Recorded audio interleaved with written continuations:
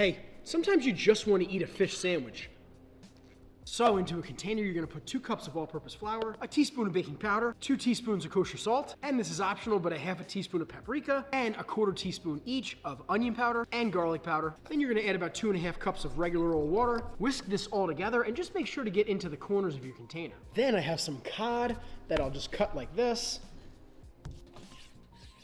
And I'll slice this about this thick on a bias. I much prefer a bunch of smaller crunchy pieces on my sandwich than one large piece.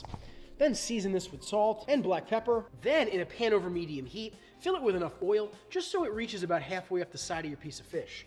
Fish in the batter. You can test the temperature of your oil with a little drip of batter, but once your oil is hot, scrape off any excess and carefully drop your fish right into the hot oil. After a couple minutes, you'll be able to see your batter start to turn golden brown. Gently flip this and cook for another 2 to 3 minutes or until the other side turns golden brown. Repeat this process until all your fish is cooked. You can even hold it on a wire rack in a warm oven or on some paper towels. I like to give it a nice sprinkle of kosher salt straight out of the oil. Then lightly toast a nice soft bun, shredded lettuce, obviously, our perfect fish. And should we put some cheese on our sandwich? Let's put some cheese on our sandwich. But then the most important step, we're gonna close this up, wrap it in some foil, and stick this in a low oven. But only for about 3 to 4 minutes. The bun will steam, the cheese will melt, and it becomes this whole other thing. Plus it gives us a minute just to mix together some mayo, some minced pickles, and some pickle juice. Maybe even fry up a leftover baked potato in your hot oil. And follow me because it smells like fast food in here. Hey, I recently saw a French dip sandwich for like $38. If you don't want to do that, make this instead. This is one of my favorite underrated cuts. It's called a flat iron steak, and while it's not the cheapest thing around, this was about $10 a pound. This whole cut is 1 pound. I'm gonna get at least a few sandwiches, but I have frozen this for about 15 to 20 minutes. It's firmed up so that I can slice it as thin as possible with my knife. When you do this, no matter what cut you use, you wanna slice this against the grain. As you can see, the grain sort of looks confusing on this flat iron steak. So one thing that you can do to combat that is to hold your knife at an angle, both this way and this way. So you're creating sort of 2 different angles you're cutting the meat at.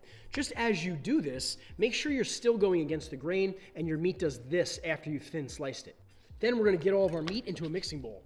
Then we're gonna give this a decent pinch of kosher salt, black pepper, a little bit of onion powder, and a little bit of garlic powder. But while my meat hangs out and thaws just a little bit, I have some good quality store-bought beef stock that's just staying warm. I have a Parmesan rind in here, and I have a few sprigs of thyme. Also, secret ingredient is you can give it a little bit of MSG. And I've had caramelized onions going this whole time. And if you follow me, you'll know that when we caramelize onions, we do it over low heat. Every time the beautiful brown fond builds on the bottom of the pan, you're gonna use a splash of water to deglaze it.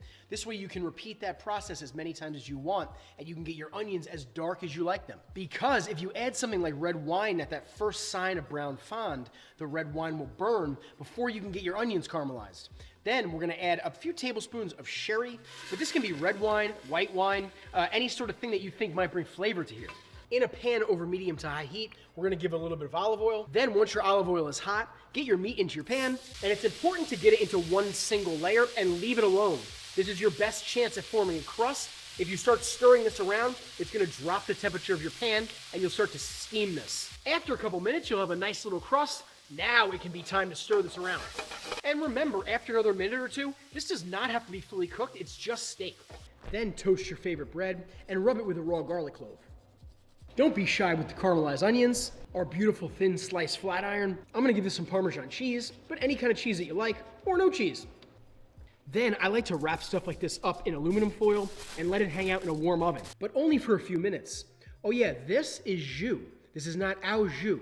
Au jus means with juice. Like the term beef au jus is beef with juice. This is just the jus part.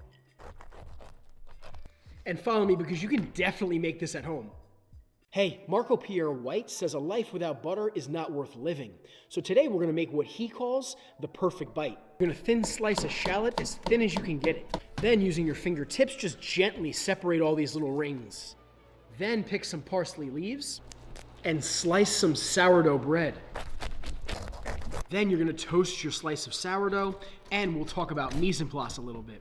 It's essential that we have all of our ingredients ready to go, so when this toast pops, we catch it right out of the toaster, and we're not fumbling around looking for ingredients as our toast gets cold. Gently toast your bread so that it's still soft. Then get the best butter you can get your hands on and be generous with the butter. You don't want your butter to fully melt. You want it to sort of soften into the bread, but still have nice chunks of butter on here. Then we're gonna liberally cover our toast in beautiful salty anchovies. Don't be shy with the anchovies. Your broken up shallot rings, and finally your picked parsley leaves. This is one of those bites of food that you can really nerd out on. The butter is luxurious and fatty. The toast is crispy but chewy and acidic from the sourdough. The anchovies have naturally occurring MSG, so it brings this beautiful, salty, savory weight. It's called umami on your palate. The shallots provide a nice pop of brightness, and as Marco Pierre White says, the parsley leaves wash your mouth for the next bite. And if you don't know who Marco Pierre White is, and you like food even just a little bit, you owe it to yourself to look him up and watch him do this.